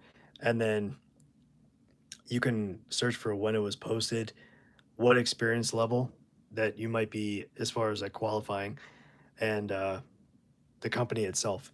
So is there, you guys out there, anybody, do you have a position you want me to search for, like a keyword that I could search for? And that way we can do it together and we could take a look and see what what we can find out, just to show you how easy it is. So we already looked at the learning side of it. So they have all these courses for free built in. And we looked right here.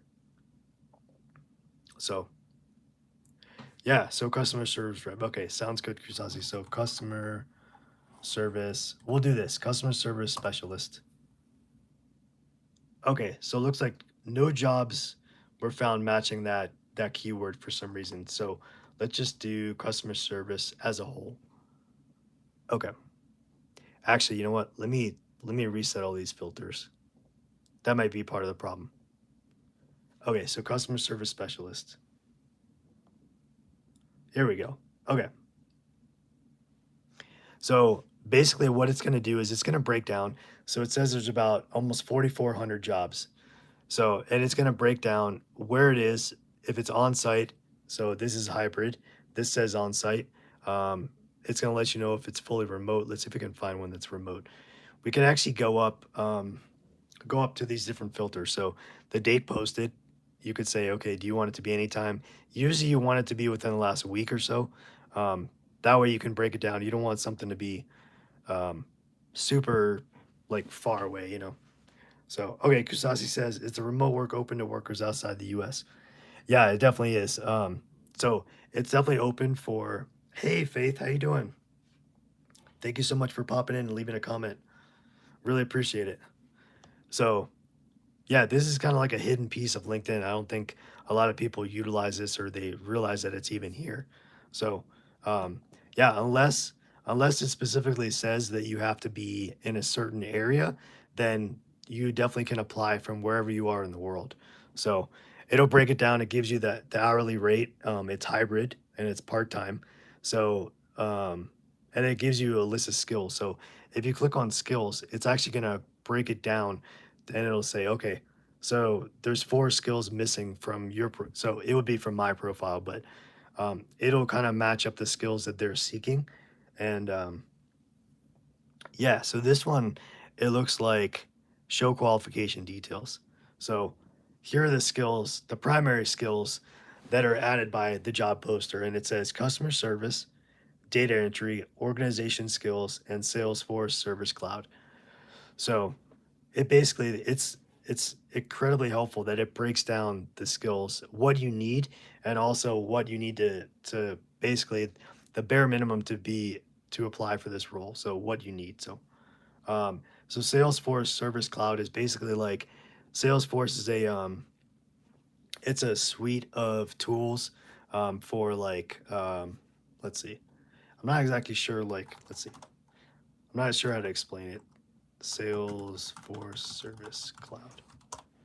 So I think it's a suite of tools. Let's see.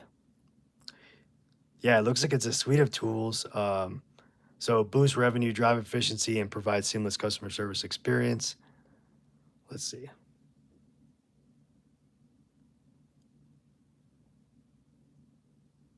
So this is basically what Service Cloud does. So scale support across every customer touch point, boost agent mobile team over productivity. So basically, it seems like it's a streamline and automation tool. So yeah, so I think back here, so usually it'll tell you if you need certain like as far as certifications here. So if it doesn't specifically say that you need a certification, then all it says is qualification details, and then it'll tell you, let's see. Okay. So education is college or technical degree preferred. And so it'll give you the requirements. So it doesn't look like there's any certifications here, but what you can do is you can actually upskill yourself and whether it be learning on Salesforce, see if they have any training themselves. Um, or what you can do is you could apply and see if they would be willing to do like on the job training, that type of thing, if they would accept that.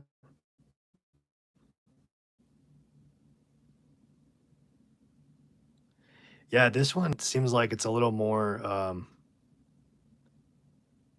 I'm not sure why they require a college degree for this because it's just customer service, data entry skills, and Salesforce. So if that's the case, if this is something that um, oh, it says preferred. So I don't think it's mandatory for this particular role or position. So let's go through these filters, and that way we can maybe find something a little more. Okay, so we want to assume. Let's assume that we're going to do this entry level, right? So this is going to be an entry level position. So it's going to drop down to about almost a little less than 1,000 results. So this is definitely like for a first time individual, maybe like a college student or somebody who's just getting started. Um, so salary, let's not worry about the salary. The company, these are all the different companies that are actually have job positions here that are they're offering. So it doesn't matter the company. So we'll just say that it doesn't matter the company, but remote. So let's do this. So we want to filter by fully remote. So it's going to drop it down from a little less than 1,000 to 116 results. So we're going to click on that.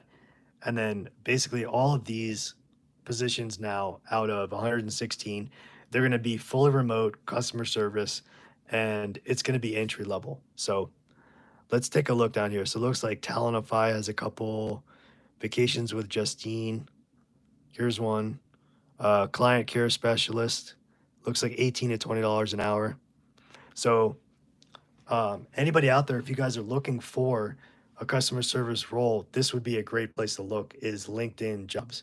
So let's just pick one. This one looks like it's something that may be more like for a single like entrepreneur. So let's just click that and let's see what this looks like. Okay, so it says it's remote and it's full time and it's entry level, and there's 1 to 10 employees in the hospitality industry, and it'll tell you.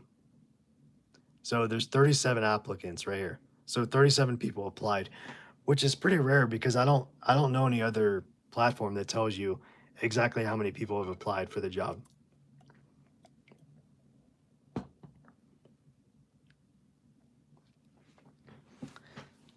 Absolutely. Thank you, Sweetums. Yeah, definitely. This being able to use these filters to your advantage and actually kind of narrow it down, um, I think is going to be incredibly helpful for anybody that's looking. And if you don't have a LinkedIn account and you don't have a LinkedIn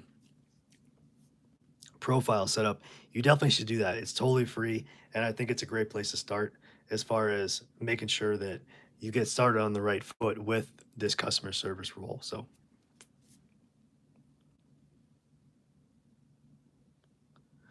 Yeah, so I would say so Kusasi asked, if there's 37 other applicants, what can you do to make yourself stand out?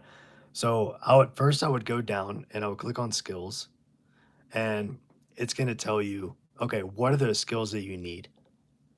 So here's all the skills. So first off, you want to make sure that you have all these skills. And if you don't, then you click add. If you have the skill in real life, because you don't want to just fake it and then they find out that you don't know anything about travel arrangements. So make sure that you have all the skills that are required. And then what you can do is you can actually reach out.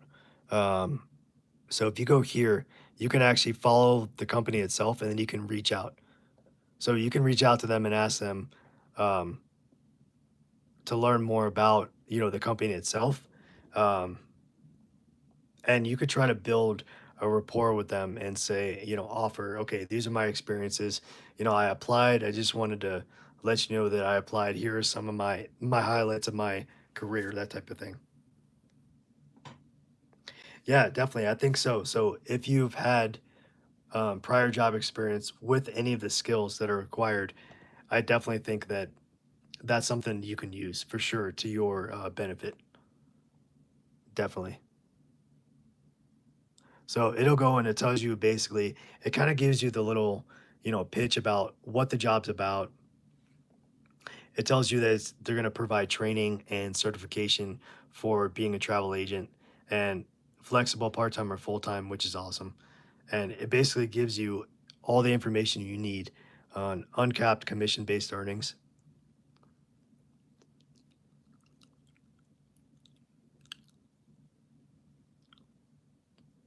And it'll go down and it'll say, um, you can actually learn more about the company. And then I think the best way to do it is to reach out to them. So I think there is so you can save it, but let's see. You can actually use these little sections right here is LinkedIn, their version of AI. So basically what you can do is this one I think is how can I best position myself for this job? So if you click here, it's going to bring up this little kind of chat bot and it'll tell you basically based on your experience and based on your profile, it'll kind of give you an idea of, okay, what are the things you might need to work on? Um, so it actually allows you to try. So this chatbot is part of LinkedIn Premium. So it looks like it allows you to try it for $1 or $0, looks like. So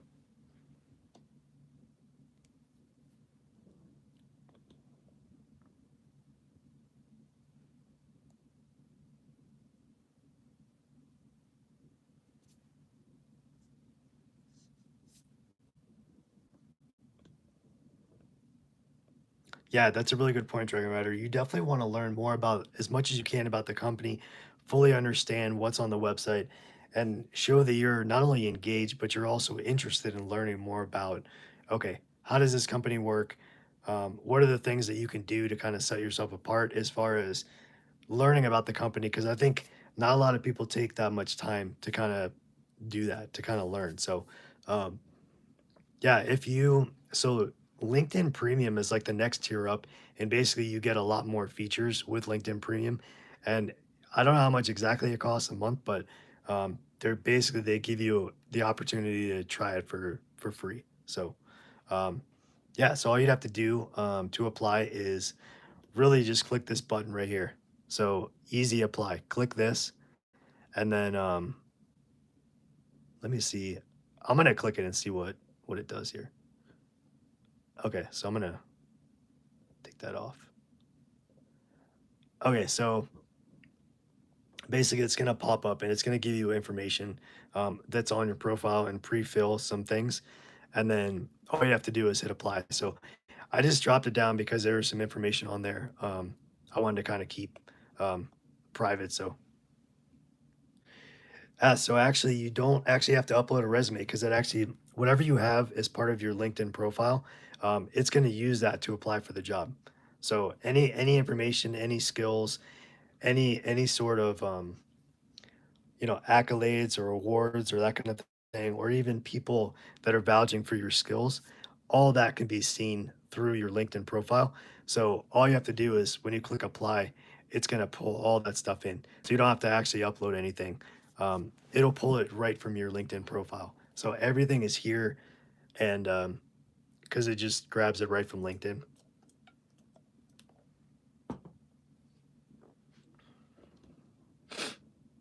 Okay, so let's look at a different one. So this one's Clear Client Care Specialist. So this one basically says this is a telecommunication company, 18 to 20 bucks an hour. So okay, so Dragon Rider asks, can you change the information in your profile to fit the job?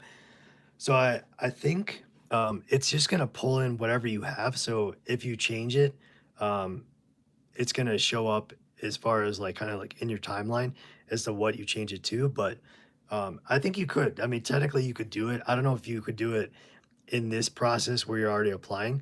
You might have to do that like before. So before you actually apply for a job, you might have to kind of tweak that before. So, but I like how it just gives you an idea of, hey, Sneaky Ninja, how you doing? Thank you so much for joining. Really appreciate it.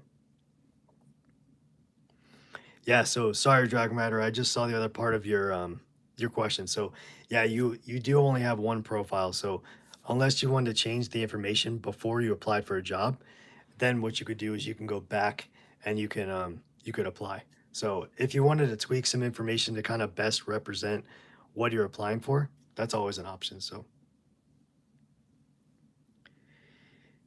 yeah, I mean it it it could be, I mean, it could be seen as maybe like, unprofessional if you're changing things around because it does say, oh, this person updated this information at this time.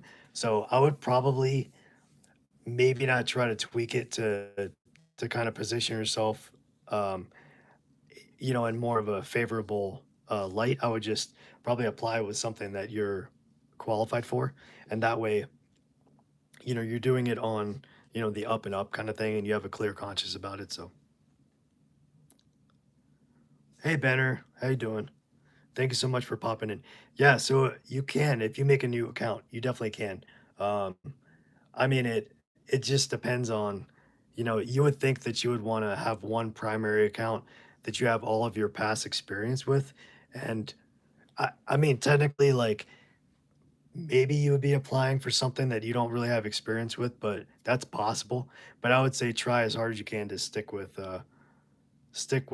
your one like main account. I guess I just don't see like um I don't see the purpose of making multiple accounts because you want it to be like, your job history. So I think I wouldn't make an account based on what you're trying to apply for. Just try to find something that is in your area of expertise or your realm, and apply for that. So I think that's a lot of work to make more than one account just to apply for a job. So that's just my personal opinion. Um, so I don't, I'm not sure if they would know if you have multiple accounts, but I think it's a lot of work just to kind of set it up.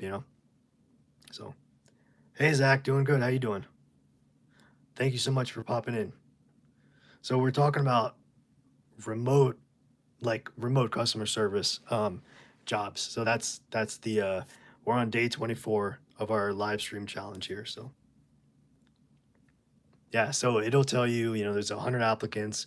It tells you the hourly rate. It's remote. It's full time, entry level, and then it tells you a little bit about the company itself. So yeah, you're welcome, Zach.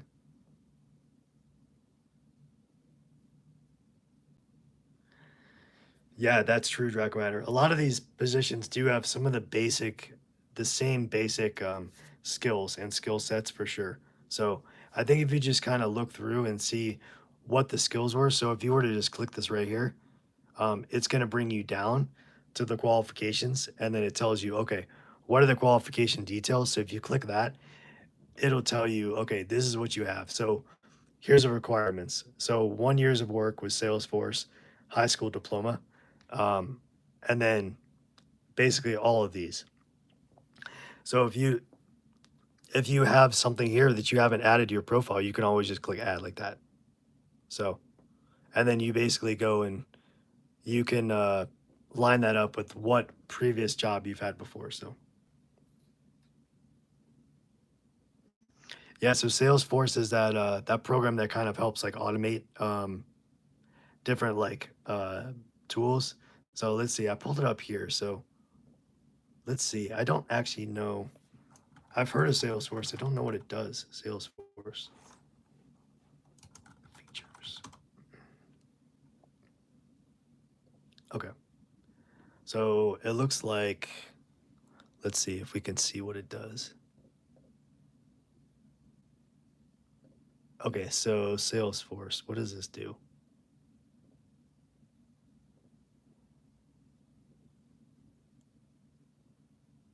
See all products.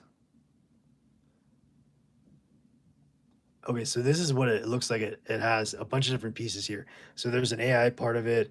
There's sales service. Oh, Slack. You guys are probably familiar with Slack. It has marketing. Slack is like a chat program. Um, so there's a bunch of different pieces to Salesforce. It looks like it integrates with a bunch of different like individual programs that come together. So it's basically like a multi-tool platform,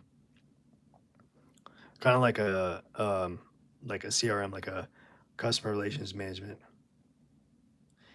Yeah, so that one, so Salesforce.com is that one. Dragon Rider is who owns the Salesforce cloud. So it's just one of the kind of the different branches or the different arms of the company itself. So yeah, just like a little subset of a different part of the company. Yeah, so this one definitely, so Salesforce itself is something that you would have to pay to get a license to. But you could learn about it, through YouTube. I mean, I know that let's just take a look here and see if there's any training through LinkedIn. So if we do here, we go down to courses, then we can type in, ah, let's type in Salesforce. Okay, so this does have Salesforce training right here. So, and all you have to do is click down and you can see how many views, when it was released, that kind of thing. And you can sort this by if you're a beginner, intermediate, or advanced. So if you're a beginner, we're like, okay, we don't know anything about Salesforce. You want to learn. Here's one that's an hour and 8 minutes. Yeah, these are all free. So all you do is click on it, and then it's going to bring it up here. And then it basically tells you have access to it for 24 hours. So, and this is because there's a certain part of LinkedIn Learning that connects with the premium version. And so typically you have to pay, but you can actually do it for 24 hours if you're able to, learn that quick. So yeah, I think so. I mean, because that's part of experience as far as actually having, the Salesforce experience, learning and educating yourself through taking courses. So I definitely think that would be a reasonable, thing that you can put on your resume. So it actually gives you the breakdown right here of the different topics of the different modules, and then yeah, this is helpful, and the fact that it's built right in here to LinkedIn. Um, that's why there's so many different benefits of using LinkedIn. It's not just for networking. I mean, there's, as you can see, there's people. You can search people, jobs, posts, companies.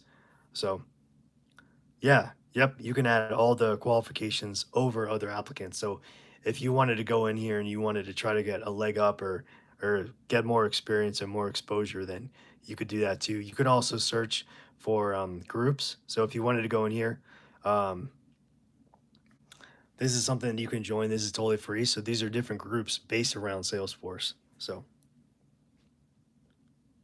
yeah, absolutely. You can totally leverage this to stand out for sure.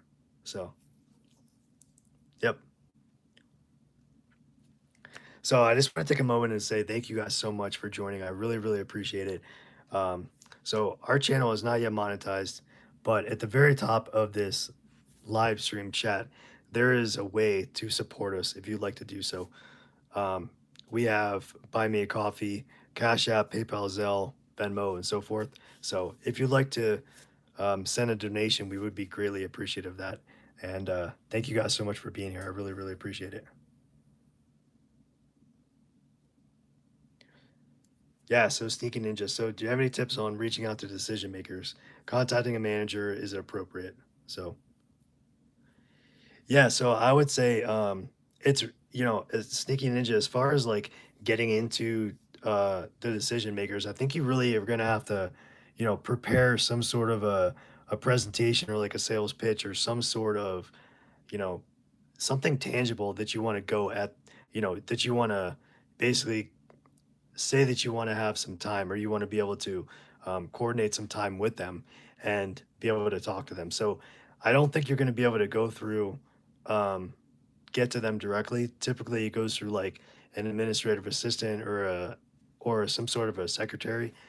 So you can just reach out to them that way and basically try to form that build that rapport with them and build a relationship with them, and then you might be able to slowly kind of get in, unless you know somebody in the company or the brand.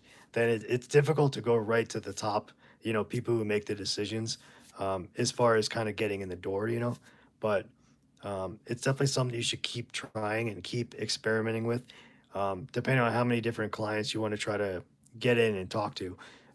It's really just a trial and error type of thing to find what works. So something might work for a certain company, but it doesn't work for another one. So I would just have something prepared as far as what you want to talk to them about and have that ready to go so you can actually present that. So sometimes you can even go on like websites for the company and you can reach out. They have like a contact like submission form that you might be able to reach out. So yeah, Benner, yeah, you can definitely do this.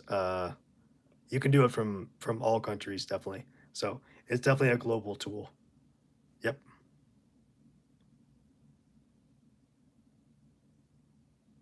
Yeah, you're welcome. No problem. All right, so Sudam says this is a real tangible way to make money online without having to start a side hustle from the bottom up. Yeah, definitely. Absolutely. Sure, you're welcome. Yeah, so Dragon Rider asks best practices. So what I would say is definitely for starters is make sure that you have a LinkedIn profile for one, and make sure that it's all up to date, with your most recent job experience, your skills. You have people come and vouch for you, and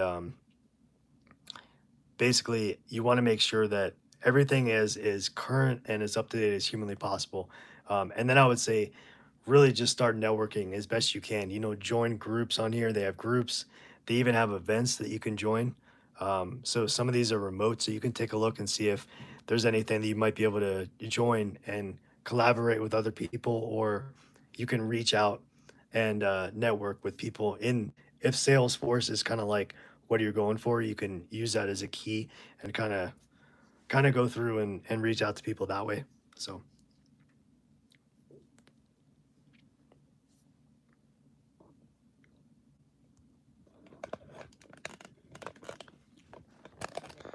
all right, I'm gonna flip this over real quick to the sturdy one. Yeah, there we go. There we go. That's a little better, a little clearer. Not that piece of crap. So, thank you guys so much. I really appreciate you guys joining. Hopefully, you got something out of this live stream. Um, it was definitely like an eye opener for me. I mean, researching it because it's like, man, all right. So, I mean, there are opportunities, there are potentials for you to get into this customer service role, and you know, just there's multiple ways. So definitely lean on LinkedIn if you guys haven't already. So I really appreciate everybody being here. Thank you so much for your time and for joining this live stream. Just a heads up. So today was day 24 of remote customer service. Tomorrow, if you're into stock trading, the stock market, all that good stuff, you're going to want to come back. And we're going to be talking about stocks tomorrow. And, you know, we do the whole thing. We do the overview. That's going to be some good conversation and engaging with each other. And I love to hear about your guys' experiences. So if you're into stocks, stock trading, that whole thing, not necessarily crypto, but because we did a different video about crypto, but it doesn't mean we can't mention it. So if you guys definitely want to come back, so If you're not yet subscribed, definitely consider subscribing so you can be a part of this challenge. We only have about 6 or 7 days left, so um, definitely consider subscribing and coming along on this ride with us. So yeah, Benner. So tomorrow I think we're gonna be live. It may be around maybe 1 or 2 p.m. Mountain Time in the United States.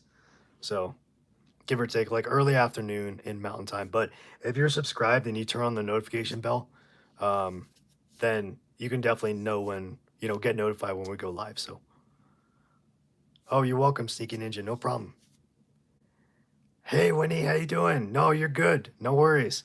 Don't forget, we do have all the lives. They're all on replay. So you don't have to worry about it. If you missed them, you can definitely go back and you can start watching them from wherever you left off. And they're in chronological order. So you can start at day one, and now we're at day 24. So yeah, feel free to go back and you can watch them. They're going to be up forever. So um, definitely check them out if you missed any of them, Winnie. So yeah, I just want to say thank you guys so much for being here. And does anybody have any last minute questions before we head out today?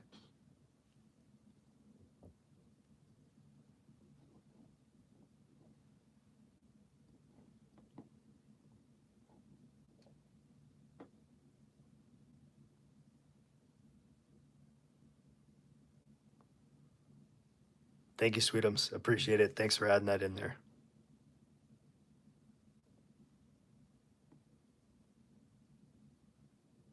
Thank you guys. I really appreciate your support. It does. It truly means a lot. Thank you.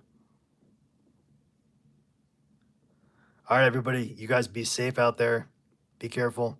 Wherever you are, have a good night, good morning, good evening, good afternoon, wherever you are. I hope to see you guys tomorrow. We're going to talk about stocks. It's going to be awesome. So make sure to tune in or catch a replay. And everybody have a great night. And we'll see you guys next time. Bye. See you guys.